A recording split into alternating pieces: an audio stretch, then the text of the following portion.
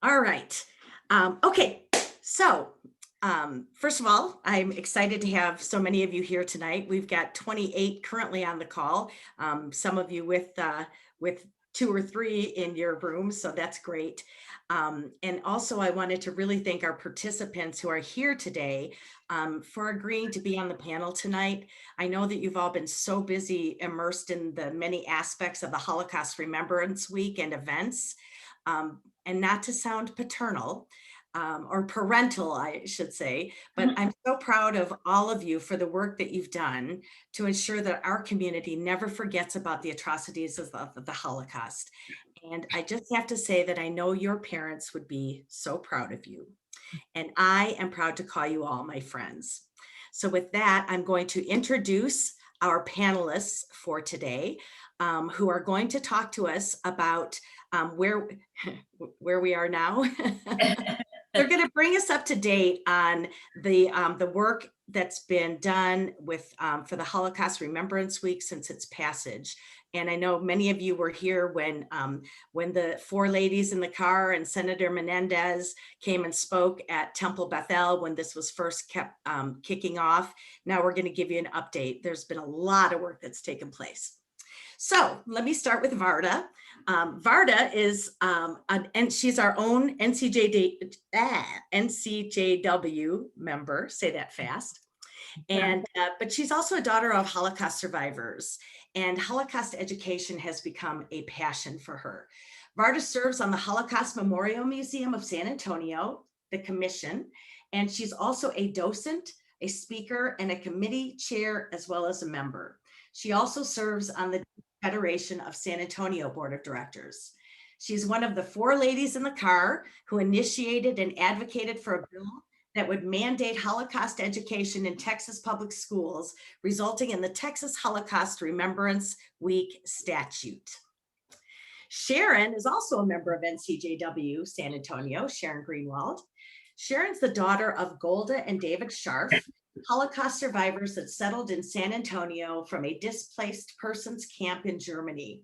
She serves on the San Antonio Holocaust Memorial Museum board and is 1/4 of the 4 ladies in the car. Ginny Wind. Ginny is the daughter and granddaughter of Holocaust survivors. She was born and raised here in San Antonio. She has her bachelor's and master's degree in education. She is also a member of the Holocaust Remembrance Week Committee, and she is one of the 4 ladies in the car. And then Lisa Berry is a 5th grade teacher at Alamo Heights ISD. She has been using Holocaust education in her classroom to teach tolerance, empathy, unity, and kindness for 18 years, for which she's received numerous awards and accolades, including the Texas Teacher of the Year state finalist. She serves on the Texas Holocaust Remembrance Week Committee, and she is the 4th of the 4 ladies in a car who worked with Senator Menendez on SB 1828, requiring Holocaust education to be mandatory in the state of Texas. And last but not least, we have Julie Tzucker. Julie is currently the Director of Jewish Engagement and Learning at the Jewish Federation of San Antonio, with a large focus on education for the Holocaust Memorial Museum. Julie has 17 years of classroom experience and is passionate about the power of education. In her free time, she's an animal rights activist and she loves to travel.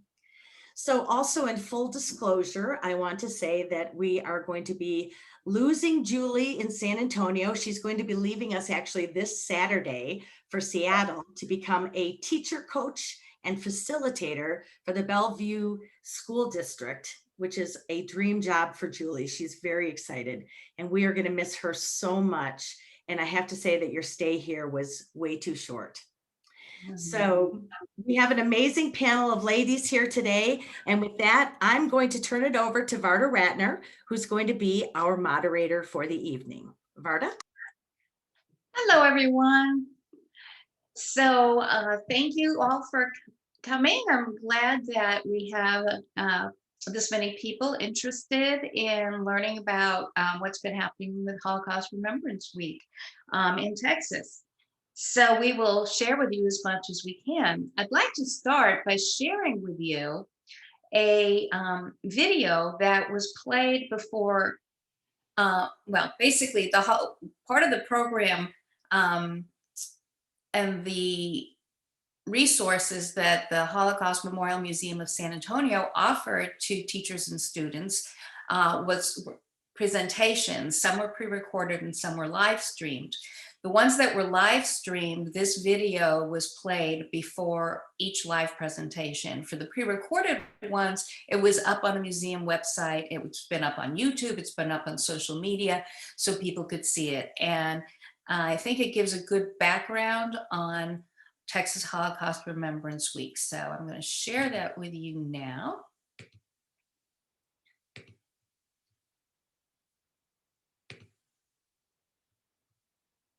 Hello, I'm State Senator Jose Menendez. It is my pleasure to greet you for the second annual Texas Holocaust Remembrance Week. In 2019, my legislative colleague and friend, State Representative Richard Raymond, and I passed Senate Bill 1828, also known as the Holocaust Remembrance Bill. It received 100% bipartisan support in both the House and the Senate and was signed into law by Governor Abbott. The law requires that Texas public school students learn about the Holocaust and how we can prevent another such tragedy by promoting a fair society that respects and values everyone. Sincere gratitude to the Holocaust Memorial Museum of San Antonio for supporting Holocaust education in South Texas and for being a rich resource of information for all of us.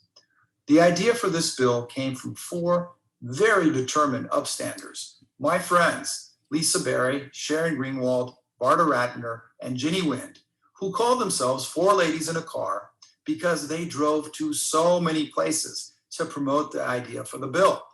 They understood, and still do, the importance of not forgetting the mistakes of humanity and the deep impact those events have across generations. We have a duty to defend the truth and justice, and you too can be an upstander by being a voice for respect and fairness, by taking action when you see something happening around you that needs to be changed. And like the four ladies, you too can come forward with your ideas to your government representatives. We must also speak up for those who are mistreated or bullied, no matter who the victims or the bullies are. You are welcome to reach out to me or my office, your input by calling us at 210-733-6604. To learn more about the Holocaust Memorial Museum of San Antonio and their programs, go to HMMSA.org. Thank you very much, and I look forward to meeting you. So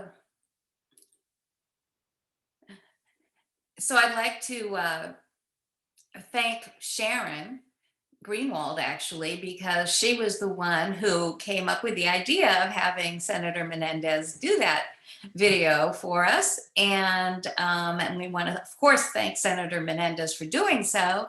I think it definitely added a great amount of legitimacy to what we're doing, and also very clearly stated what we wanted students to take away from Texas Holocaust Remembrance Week. What were the important lessons that they needed to take away? So as we're trying to give you an update on what's actually taken place for students during Holocaust Remembrance Week, which was last week this year, we thought we'd tell you what happened, what we know of that happened this year. And we are still on the learning curve. I just want to say that up front, and trying to find out what actually is taking place in classrooms during the week, because it's a little hard to find out. We were just getting ready to kind of figure out how to survey that when COVID hit, and it sort of had to fall to a back burner because it just wasn't a good time teachers are too engrossed in figuring out how they were going to teach, let alone telling us what they're doing for Holocaust Remembrance Week. And but I'm going to start by telling you about some of what the Holocaust Memorial Museum of San Antonio did last week. And then Julie is going to fill you in on what else the museum did in preparation for the week, and what are the resources provided. And anyway, all the panelists are going to have some other information, different information to share with you of what they know relating to the week. So I'm going to share my screen again, and I'm going to show you. Let's see here. I need to get back to. Hello, I'm Stacy. No, that's not what I want. Okay, let's see if it'll let me do this. There we go. So last week, there were 2 live streamed presentations per day that are now all available. The recordings of them are all available on the museum website. Now, the way to find them, I want to show you how you can find them should you want to go and see. Okay, so here's the homepage of the museum. And if you go over here to events, you'll see this menu come up, and the bottom one is Texas Remembrance Week. And that's where the Senator Menendez video was. And then it has a list of all these different events. No, I remember, sorry. You click here under Senator Menendez for Learn More. During the week, there was a banner on the home page that said Texas Remembrance Week, and you got taken right there. But now that it's over, it's a little more buried. But once you get on this page, you click on Presentation Schedule. And that's where you get to this page that I showed you at the beginning. And so all these live presentations are now recorded and available, as are all the ones that were pre-recorded and were posted. And we had a total of 20 presentations. And so I'm not going to talk you through all of them, but I'm just going to give you a couple of highlights. Winslow Swart talked about his mother who survived the Holocaust, basically went and ended up competing in the Olympics. So Wow, pretty incredible. And then Jeannie did, she talked about her mother and grandmother.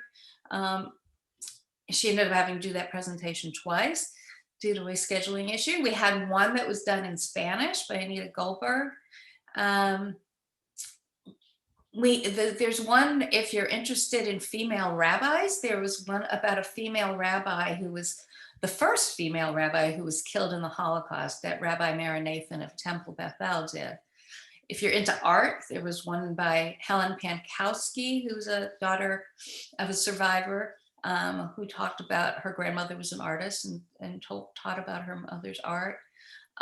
Liz Reichman did a very thorough presentation about 4 different women who were survivors of the Holocaust. Robbie Jalnos talked about our community's beloved Zsuzsi Jalnos and his father, and his aunt, Anna Rado, also beloved, well, was a member of our community, has moved away. I'm also a daughter of survivors, and I told my mother's experience. And Sharon, of course, talked about her parents. Jeannie and Sharon, if you only have time for 2, watch Jeannie's and Sharon's is my recommendation, but I'm biased, or I may be biased. And then, of course, the pre-recorded ones are wonderful too. And you should see Julie on these. She's an amazing speaker, and which of course you'll see tonight. And Lisa did a very interesting one about children in the Holocaust, and actually read a story about a storybook about the Holocaust, which really demonstrated how even children, even like elementary school age children, can learn at the Holocaust at an appropriate level. Lisa, did you want to add anything to that about the point of your program, or did I hit on it? I think you hit it. You hit it very well. It was called The Promise, and it was a true story of two sisters. And what was interesting about it, other than the storyline, was that the two sisters who survived both had daughters, and those two daughters wrote the book. So that Wow. and so that really brought a family feel to it, because the kids really started identifying, oh, like that's like, you know, my mother and me, like if I were to write her story. So that's what was really cool about it. And the kids responded. And of course I chose that because I felt like we needed some lower level things for people to choose from. And a lot of the really little kids enjoyed that. Yeah, I bet they did. And you read with such great expression. So, and Ursula Kaplan, I don't know if she's joined the call yet, but I know she's one of our members. But anyway, Ursula did a presentation. She remarkably survived Kristallnacht, what's known as the Night of Broken Glass, or that horrible pogrom in 1938, in November of 1938. In Germany. She survived that at 6 years old, and she tells about her memories and how her life went on from that. So anyway, that's that. And so I'm going to stop sharing now. And Julie, I'm going to ask you to please fill us in on what else the museum provided to teachers. Sounds good. Actually, I did Ursula Kaplan. I need to watch hers. That's the one story of all those that I haven't seen yet. So I'm going to make time to do that soon. We were really successful. So I want to share some statistics with you. Oh, this is my first chance hearing. Yay. We had, so for physical items that were checked out, we had 12 trunks and 2 traveling exhibits, which during the pandemic is pretty good. But virtually. Send the trunks to these ladies, please. Oh, yes, of course. And I can show you on the website. So that's part of our teacher resources. We rent out or check out for free these trunks, and they have all sorts of educational resources inside, books and lesson plans and movies and just anything, posters, anything you could imagine. Oh, this is making me look really funky, isn't it? Putting on an interesting show. I like my museum background, though. I won't get a chance to use it after this. But so in normal times, we have teachers coming in all the time to get trunks, but in this time, it's not as common, even with schools being hybrid. So 12 trunks was pretty good, but virtually, so we had 1,453 register to watch the live webinars, and then additionally 1,702 views on the pre-recorded and recordings. That number will go up because they're scheduled to go up on Facebook throughout the year. And I wanted to talk a little bit about our service area too. So until COVID, we were pretty much the South Texas area. There are 4 Holocaust museums in Texas, if you don't know that. There's El Paso, Dallas, Houston, and us. And there's the Texas Holocaust and Genocide Commission. So we each have our region. And this was, so we go all the way down to, we've even had groups from Mexico come as far west as Ozona, all the way to the Louisiana border. Although, no, that's more Houston. But now that we're virtual, we've even had people from New Jersey and from, you know, I told teacher friends in Washington about it. And so we've had lots of different viewers, and we hope to expand, you know, it's really, it could be nationwide, international. So I also held 5 teacher workshops this year. Lisa Berry did one with me, and I did one with our other Maxine Cohen Educator Award winner for the secondary. Her name is Sharon DeCastro. I participated in a panel with Texas Holocaust and Genocide Commission and did a couple of other workshops as well. So that was quite a bit. And I want to show you on our website. So let me screen share here. Okay. So as you can see, the first message you see is that we are open virtually during COVID. So you can have tours, you can watch. If you are interested, I have a virtual tour up there that's pre-recorded. We have all our exhibits online.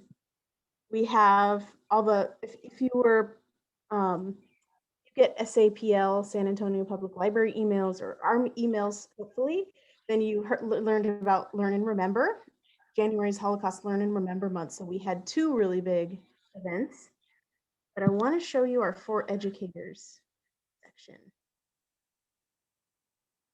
So the teacher workshops I just mentioned, and lots of different learning resources. So I developed a vocabulary list for teachers so they don't, sometimes just these little things make it so much easier for teachers if they can just grab that vocab list, if they can just have some recommendations, if they have a lesson plan that goes with the the traveling exhibits that we have. And we have 2, by the way, they're new, 1 intermediate and 1 advanced, so like a middle and a high school.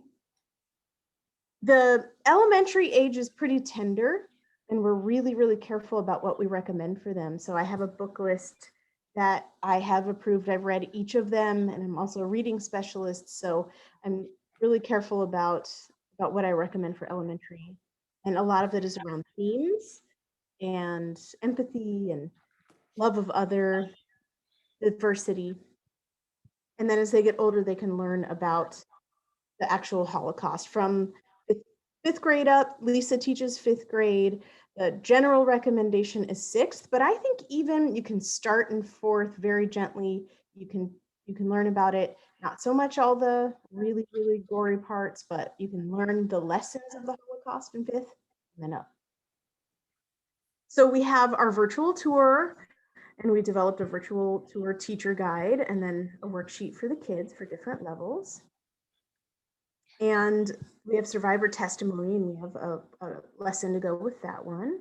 And we have a Google Classroom. So if any of you are teachers, this is for secondary level. And it has tons of different resources that we were hoping. So we don't get to tell teachers what they're going to teach. That's not our job. Our job is to provide lessons, resources, and ideas. And they know their kids, they know their classrooms, and they get to choose. So this is just lots of different lesson ideas for them. Classroom. So different resources, presentation. So this, if you want to take a look, you might have to get a link. No, I think you can just be on there. But if you get on there and you have trouble, let me or Nicole know. And even me at my personal email, I can add you because I'm one of the teachers on this classroom. So this is an hour-long presentation on everything that we've got, and it explains the whole thing. But basically, we've got middle school and high school lessons. And so that's really helpful to teachers because, like I said, they just want to know what to do. Please just tell me. Oh, wait, I'm going to the wrong thing here. That's awesome, Julie. I think that's amazing, all the materials that you guys have for them. Thank you. It's, sometimes teaching can feel like every day is survival mode or Especially now with COVID. Yeah. Yes, really hard. So having these things for them is also really important. And we are not the only source of resources. Thank God we all work together. We don't want to reinvent the wheel. So we have lots of different recommendations for them of places to go. And you can see here different books, resources, museums, organizations. Are those live links if you click on them? Mm-hmm. Great. Yeah. So that's under the additional resources. So education and for students, but that's not really a focus for the Texas Holocaust Remembrance Week because it was more geared toward students. But these are resources for students. I'm going to go a little bit more on this page for educators. Book talks. So I made a bunch of these. This is one of my big projects during COVID. I was like, wow, I have to be at home. What am I going to do? So I wanted teachers to have a summary of different books so that they can decide what is the best one to teach in their classroom. So if you miss me, just go to the website.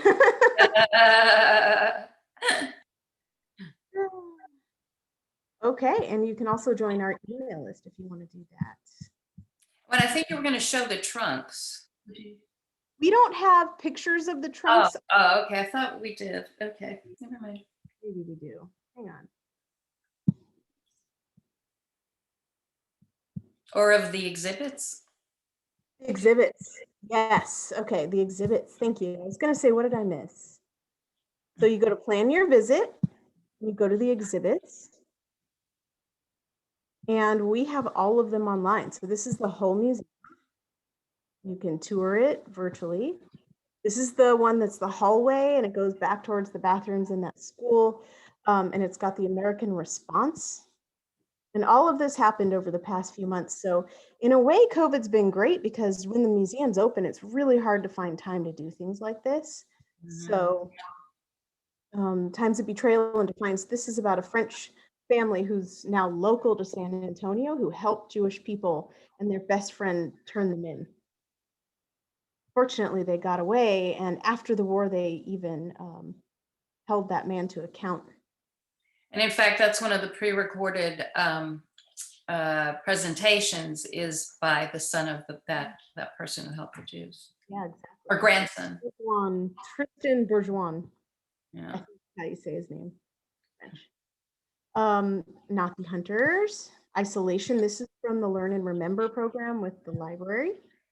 You want to learn about the Torah that we have inside the museum, you can do that, and you can have an interactive experience. And these are Microsoft Sway. I don't know if you've heard of that, but it's kind of like an online quiz type thing. So it gives you some information, and it's meant more for students. But if you read the book Letters to Rose and you want, some interaction with it, you can do that. But it is really meant more for kids. If you want to see our events, an event site right here. And I think that's about it. If any of you are interested in being a volunteer, wait till COVID's over, but they're always going to be meeting people. So I think that's about it. Is there anything else you wanted me to talk about? I think you covered it well. I think we have a question from Sharon. Sharon. You have to mute, Sharon. I am. Okay. You said there were 1,000 viewers live and 1,000 viewers that came back with recordings. 1,400 and 1,700. Okay. That means that some of those were classrooms full of 32 kids. Yes. So we're talking about thousands and thousands of kids. Yeah. That's Isn't that amazing. amazing? That's amazing. Awesome. Yeah. That's what I wanted to point out, that this is happening. Yeah. It takes every year we build on it. That's right. That's right. Well, thank you, Julie, for that great report. Well, I'm sorry, what were you saying? And a million meetings beforehand, right? Yes. So yes, thank you. I appreciate that thorough presentation and the exciting numbers. So now I'd like to ask Jeannie. Jeannie was very interested to see what other museums in Texas were doing for Texas Holocaust Remembrance Week. And so Jeannie, what did you find? Well, actually, it was extremely interesting to go into each of the websites. What I wanted to try to find out is, were the other museums actually doing something actively for Holocaust Remembrance Week? Because theoretically, they should be the source where different teachers from different school districts all over the state can go to. And like was mentioned, our museum goes from San Antonio, I think Corpus, south toward the valley. El Paso's West Texas. You've got the one in Dallas, which is North Texas in the Dallas area, and Houston, which is East Texas. El Paso had nothing on their website. It was, I'll be honest, I was very upset after I looked at everyone's websites. There was no banner, there was no mention, nothing. As far as for education, they probably had the least amount of any of the 4 museums in the state. Houston has a very detailed website, but nowhere did it have on there a banner or anything saying Holocaust Remembrance Week with the dates, so teachers or anyone who came on to the website could just click there and go straight to the material. So you had to do a search. And when I did the search, what I found is it just basically led everyone to the materials that were already pre-existing. And I believe that those materials were probably pre-existing prior to the bill being passed. Houston did have something called Holocaust Remembrance Week micro lessons. And it says that you can either use it during a Holocaust unit or during the Holocaust Remembrance Week. And once again, it does not address any grades lower than middle school. It's middle school and higher. So I think these are all the lessons that were there before the mandate, before the bill. Dallas, on the other hand, had a lot more information, but once again, it's a huge website. And once again, there was no banner. There was nothing actually announcing Holocaust Remembrance Week that teachers could go to and click on. You had to do some searches. And it was what was interesting, they did have, once you did the search and you dug into it, you found a Holocaust Remembrance Week suggested daily announcements. Now, I believe they have updated it, obviously, since Senate Bill 1828 was passed, because this article listed information about the bill, and it also listed from elementary school every day what you should say on the PA system in the morning, and then giving the children challenges. And here's an example for elementary for this past Thursday, January 28th. And the concept was community. And every one of these start with a quote. And this one says, "How wonderful it is that nobody need wait a single moment before starting to improve the world," by Anne Frank, Holocaust victim in Tales from the Annex. And then it goes on, the person announcing is supposed to say, a community is a group of people who share something in common. It can be a place where you live or work. It can be the language you speak. Many different people can be part of a community, and it is important that everyone is respectful of one another. When we all work together as a community, it helps make the world a better place. Here in our school, we are a community. How can you improve your community? Have you helped someone here at school? Today's challenge, help someone here in our school. After you meet that challenge, we hope you will make it a habit. And so they had one of these for every day last week. And they also have for the secondary education, for the middle school and high schools, the same concept. That was very impressive. Then they also have detailed, they've really put a lot of work into their information.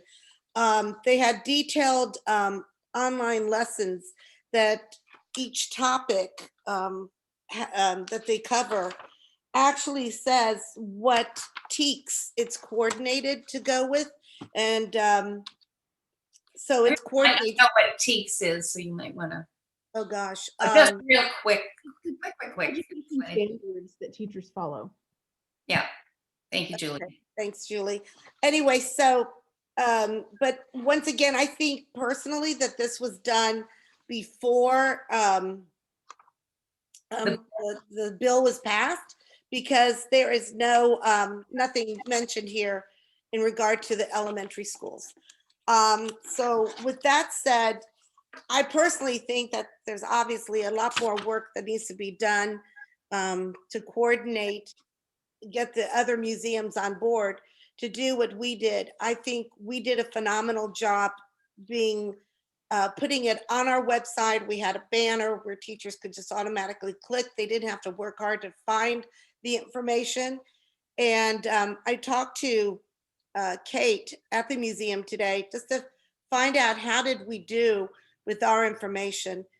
In 2020, she said that if you look at the first week that we had, the first annual Texas Remembrance Week, there was about 400 children that came to the museum that week.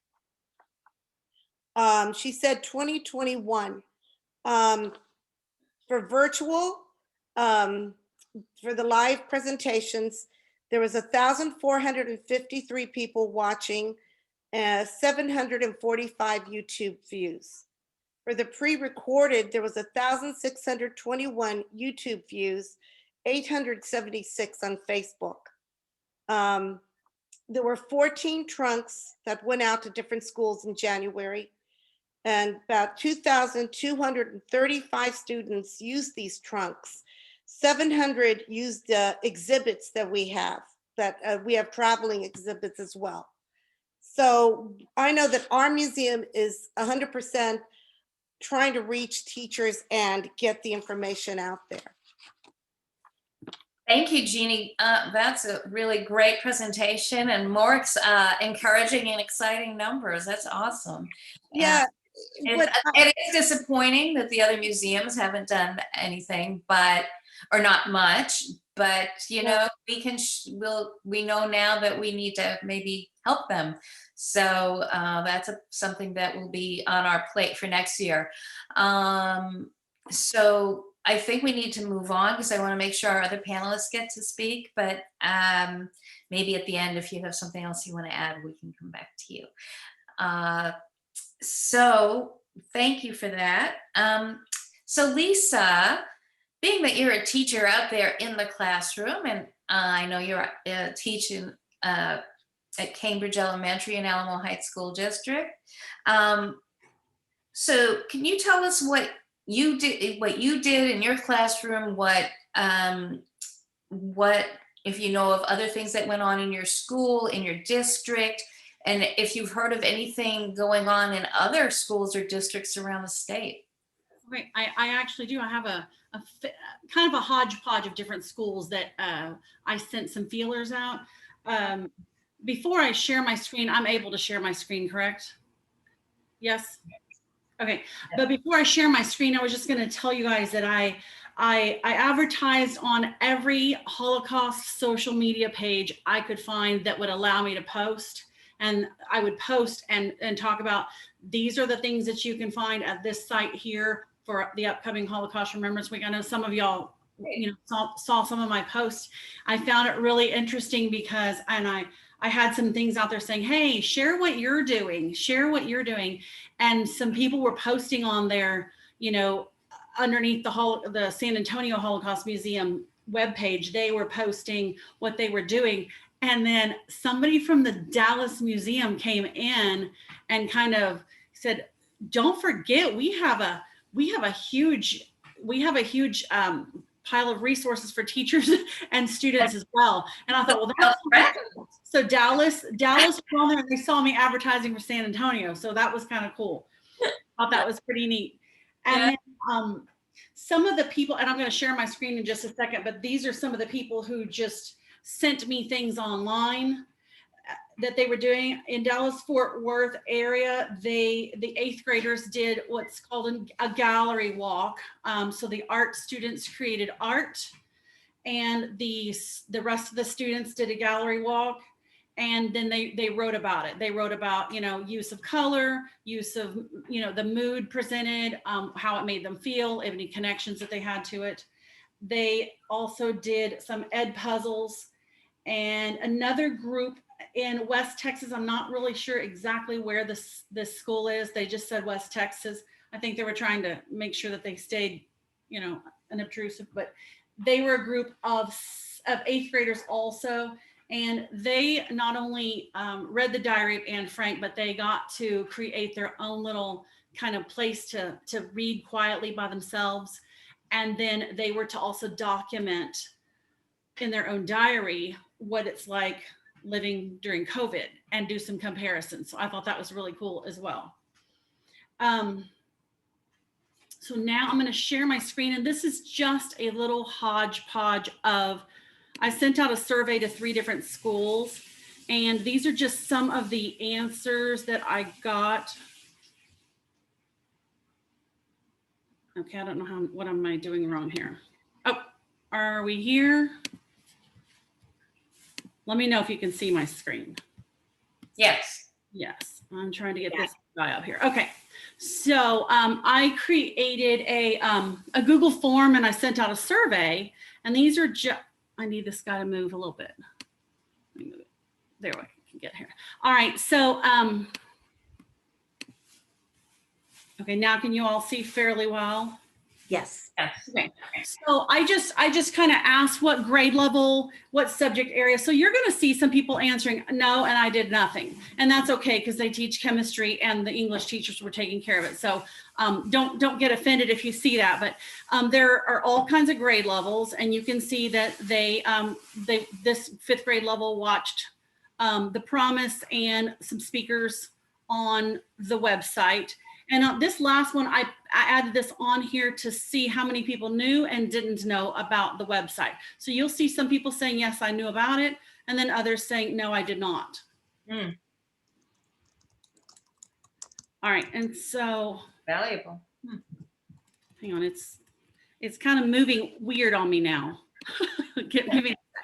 Okay.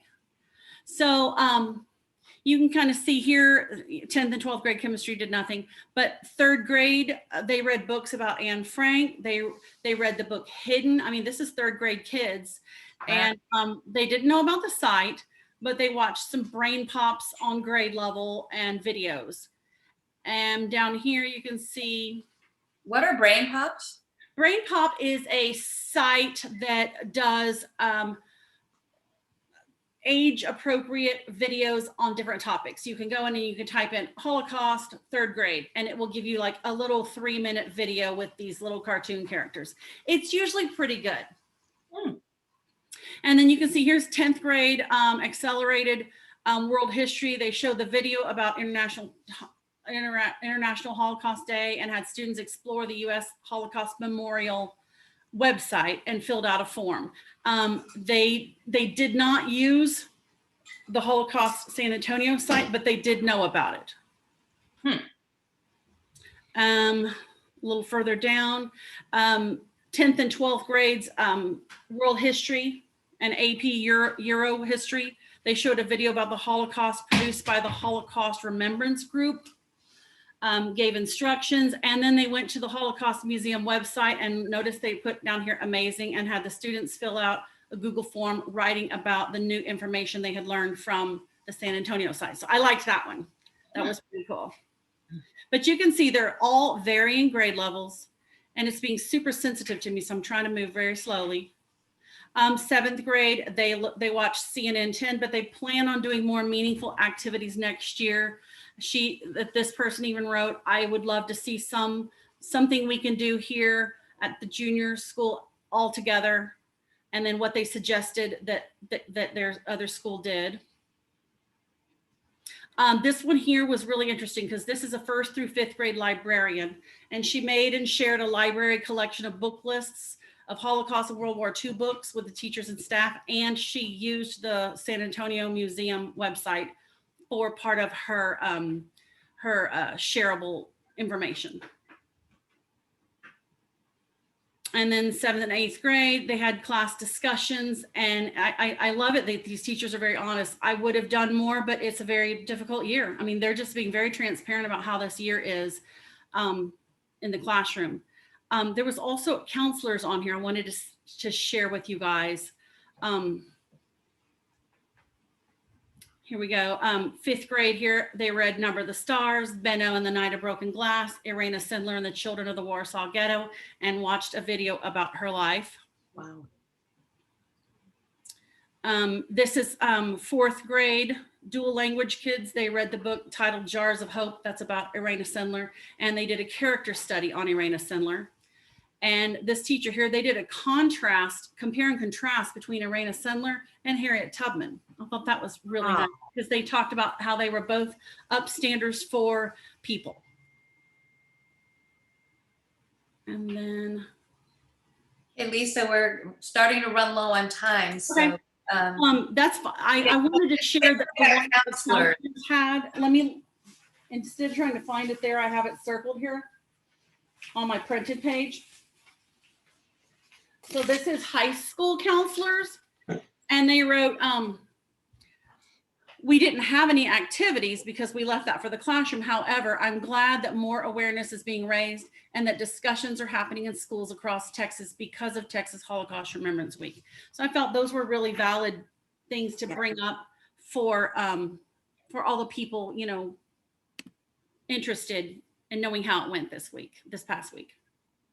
That's great. Thank you, Lisa. Wow, you did so much work. I really appreciate that. I would love to get a copy of that.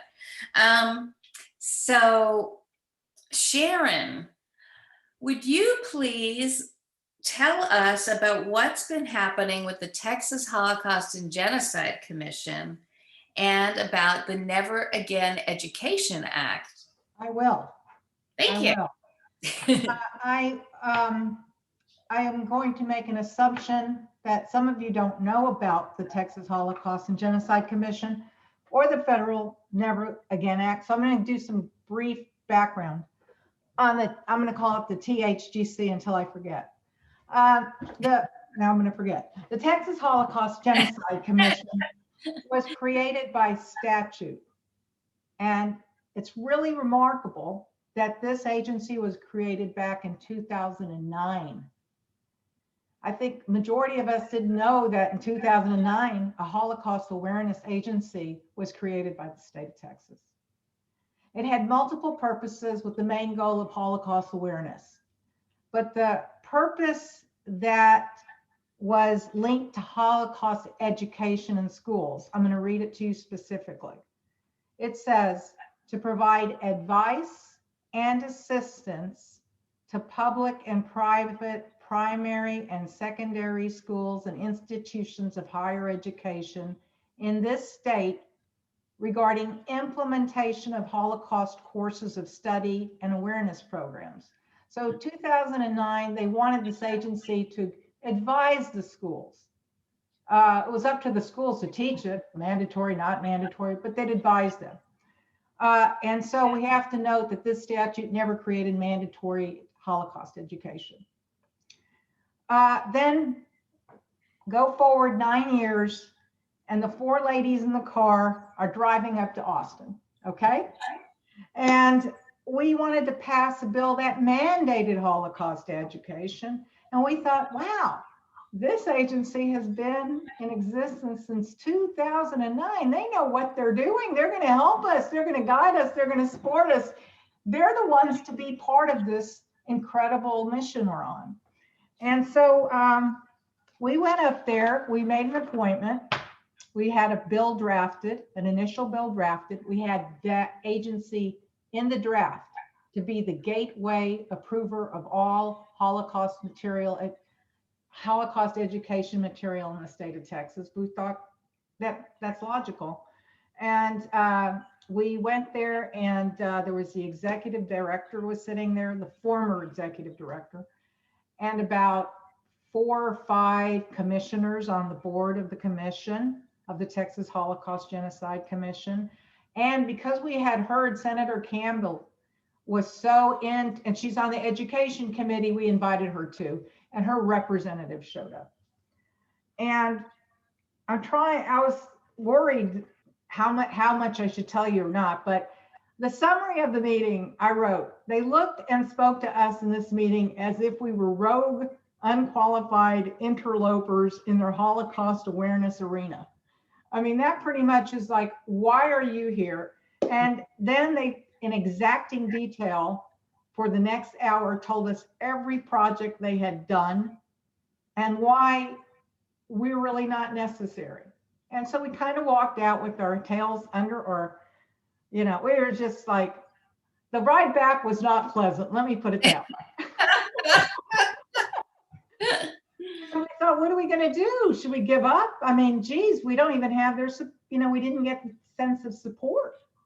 But then, as all you know, Senator Menendez came along, and the bill was passed.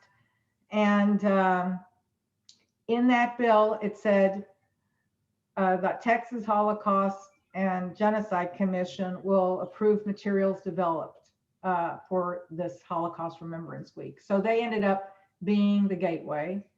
I do want to add something that they became more interested once it was sponsored and going into the legislature, and they tried to X out that was for grade levels under 6th grade, but we came back in and pushed it back into it so that it was appropriate for all grade levels, which we felt was a coup, considering you can have appropriate education, as Lisa pointed out and Jeannie pointed out, for many grades. And in Israel, they teach even kindergartners in a very kind way, not to bully. And it's just part of the process of tolerance. At any rate, that's the story. And now where is it? Where is the Texas Holocaust Commission, Genocide Commission now? Well, there's a law that said it had to be sunset in September 1st, 2021. In other words, it's going to be reviewed.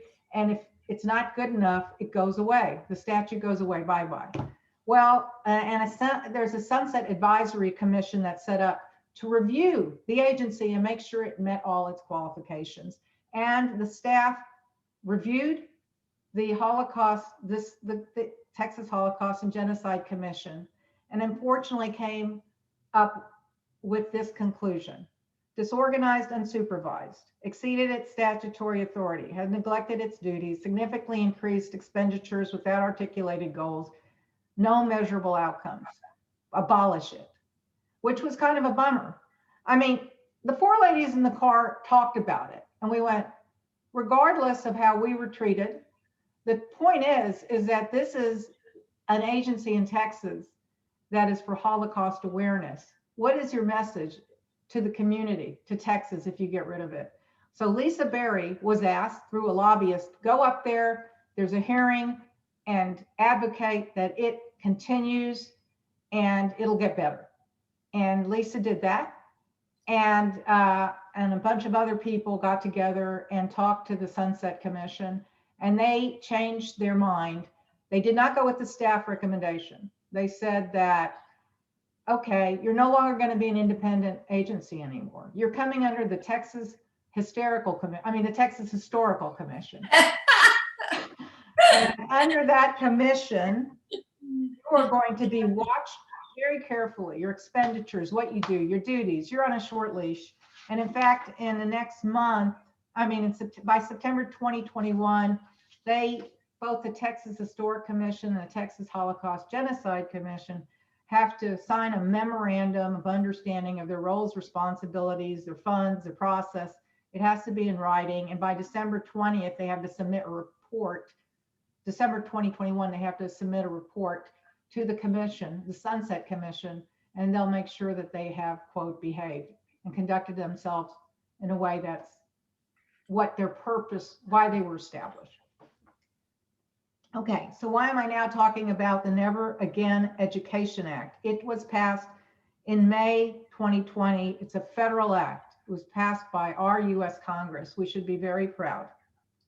And what it does, it funds $10 million for 5 years and tells the director and the director of the US Museum, the US Holocaust Museum, will use these funds to create curriculum, centralized, digitized Holocaust education material for the 50 states and put it on technological platforms so all 50 states have access to it. And they will also provide training programs for teachers. $10 million, I think, can go a long way. That's amazing.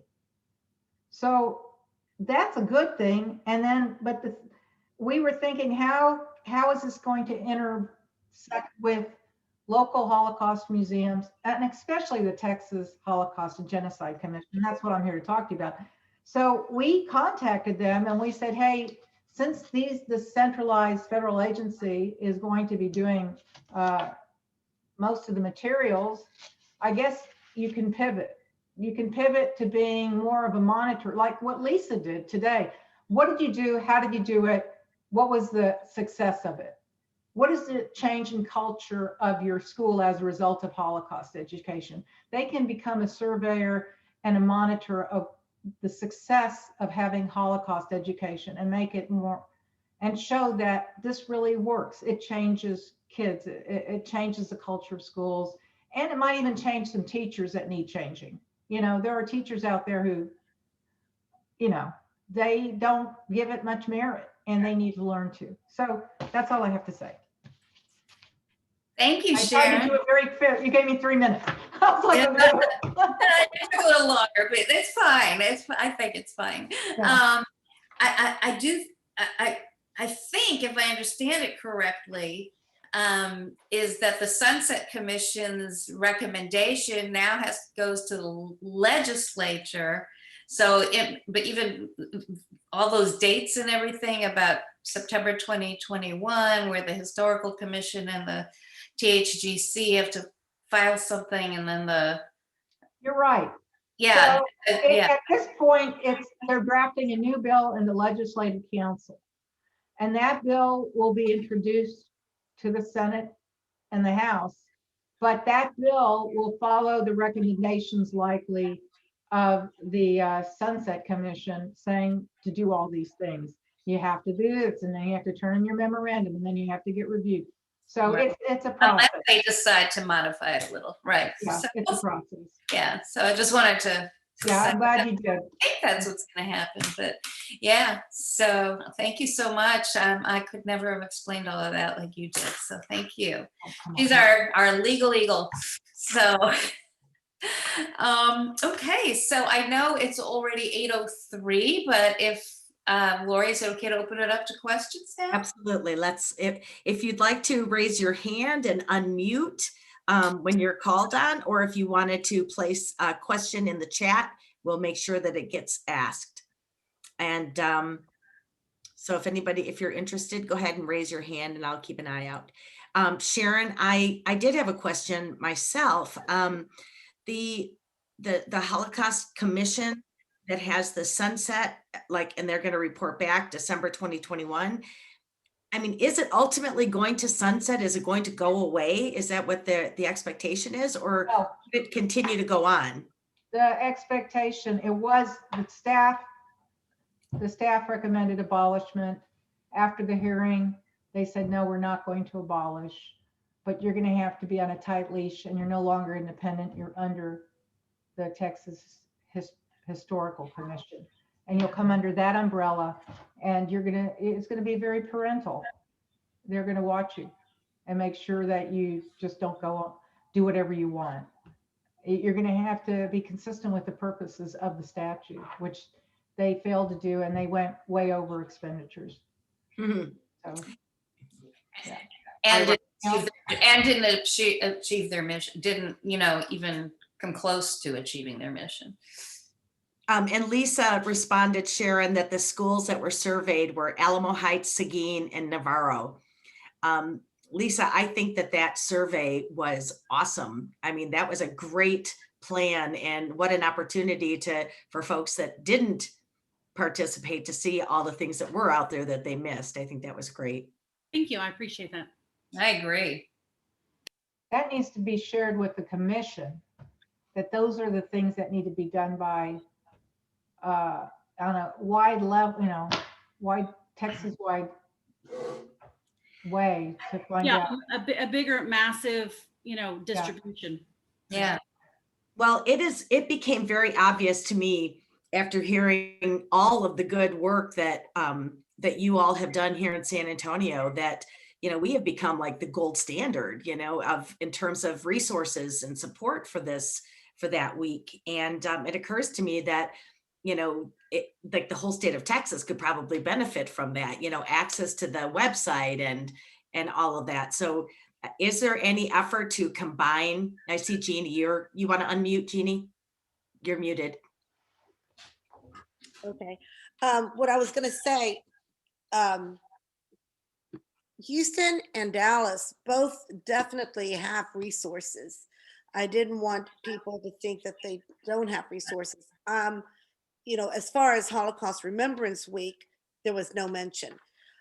Both places, they have scholarships, they have outreach programs, they have lesson plans, they have projects that they have, you know, they have on site.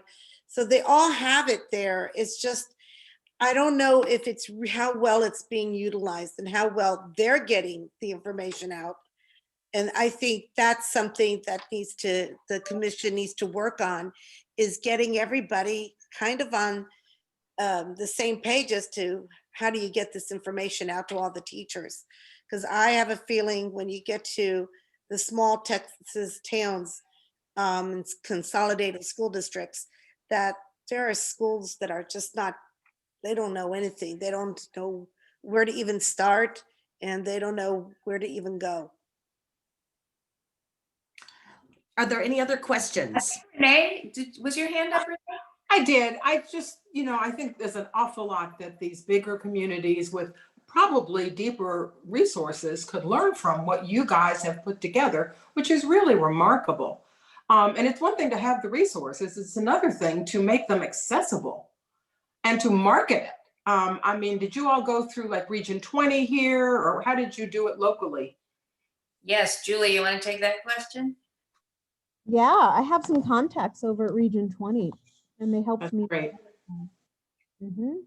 And I'm sure there are comparable, organizations in other big cities, because most of them have single unified school. Well, Houston certainly does, one huge school district, but which makes it easier to do outreach, but you have to do the outreach, you have to do the work. Yeah, we have a big mailing list as well. Yeah, and we did a mailer, an actual in the mail mailer, I believe, as well as emailing to this school districts and schools. Right. Mailed to 150 some odd schools. I have to That's what, give yes, so much praise to the tiny staff at the Holocaust Museum. There's Julie, there's Nicole, and there's Kate, and of course Nami is supervising, but you guys made it look like there were, professional team there to videotape and produce and to send it out to as many people, whoever wants to watch it in the world. That's pretty impressive. yeah, That's very absolutely. impressive. Yeah, and I don't think Sharon meant to say that you aren't professionals, but you look like professional videographers and editors and What I meant. film editors. It was like Yeah. that's what I meant. It was amazing that did do that. I mean, I'm just so impressed, really. I am too. I was like, the first time they sent, well, first of all, I think we left out that there was a lay leadership Texas Holocaust Remembrance Week committee for the San Antonio Museum. And it was made up of Sharon and Jeannie and Lisa and me as chair, and so a docent named Martel. Some of you might know Josh Sutton was on it. Linda Solis was on it, who is the chair of the Holocaust Commission. Am I forgetting anyone? I think that was the committee. And then, so anyway, so we did some of the planning, helped find, a lot of the speakers, but, staff members stepped up and did their own presentations as well. I mean, it was a great team effort, but I mean, the committee couldn't have done it. Like, the staff executed everything so extremely well and actually came up with a lot of good ideas of speakers and topics that they could do themselves. It was. I just want to mention that we were able to do it because we actually received a grant from the Texas Holocaust and Genocide Commission. And the main three staff, I guess Julie and Lisa, Nicole and Kate, they're the ones who, I guess, on the job had training on how to to use all the equipment. And it was very impressive how they set everything up. The other museums, like Dallas and Houston, I don't know if they necessarily need grant money to do programs and everything like we do, because we're really a small museum with a small staff. And it really was remarkable what the three of you guys did this past week and pulled off.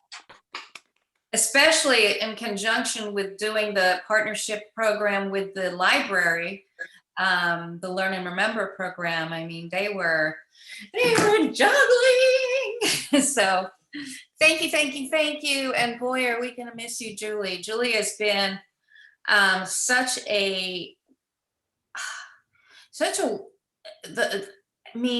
much you learned while you were here in terms of Holocaust content is incredibly impressive, and how much you've taught of that is incredibly impressive. And it's going to be tough finding someone who can do what you've been doing. So you will be sorely missed, but I just also want to say, since we get to do, I don't know, I had no idea Julie was leaving Saturday. I mean, oh my God. So I like, this is probably my last chance to say a public goodbye. I wish the museum was doing something, an official Zoom goodbye for you. They should be. But anyway, I would like to say that not only were you an amazing professional to work with, but such a delightful person. And your smile just always made every meeting fun and warm, and I'm really gonna miss you. Yes. Oh, Julie. I don't want to make you cry. Okay, so let me say that this is going to end the official part of our presentation. I want to thank all of you who participated in, after having such a crazy week last week that you guys were all spread so thin, and for you to take the time and come and update us was absolutely wonderful. I'm going to stop the recording now, and Julie, you can